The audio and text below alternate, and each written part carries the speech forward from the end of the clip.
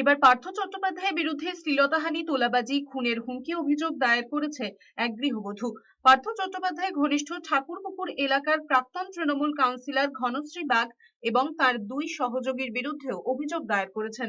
ওই মহিলার অভিযোগ, তার শ্বশুর বিজেপি করেন। 2020 সালের 23শে জানুয়ারি ঠাকুরপুকুরের বাছারপাড়ায় গোলমালে এক যুবক আহত হন।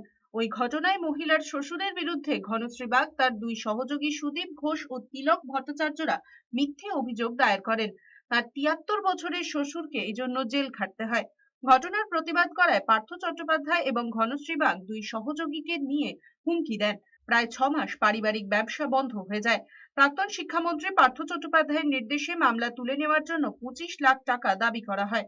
অভিযোগকারিনীর দাবি 3 দফায় এই টাকা দেওয়া হয়। এতেই শেষ নয়, এরপর আরো 1 কোটি টাকা দাবি করা হয়, কিন্তু সেই টাকা দিতে না পারায় তাদের ব্যবসা বন্ধ করে দেওয়া হয়।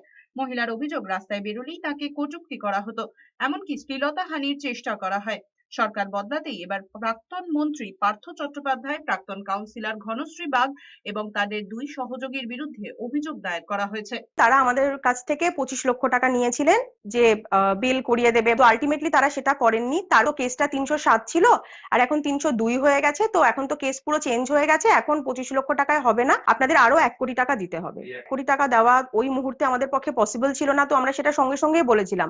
তখন বলা হয়েছিল যে বাড়িতে আসে আগুন ধরিয়ে দেবে, সবাইকে একসাথে মার্ডার করে দেবে, বেরোলে সবার সমস্যা আছে এবং আপনারা দেখতে পাবেন যে এরপরে আপনাদের কি হয়। তখন প্রতিনিয়ত বাড়ির সামনে এসে চিৎকার চেঁচামেচি, অশ্রব্য ভাষায় গালিগালাজ, ভীষণ বাজে ভাবে আমাকে মলেস্ট করা হয়েছে, রীতিমতো গায়ে হাত দেওয়া, কোনো কিছুই আর কি কোনো কিছু বাদ যায়নি। তো ইতিমধ্যে এই এফআইআর গুলো নিয়ে কাজ চলছে। আশা করা যায় পুলিশ প্রশাসন খুব শীঘ্রই দুজনকেই অ্যারেস্ট করবে।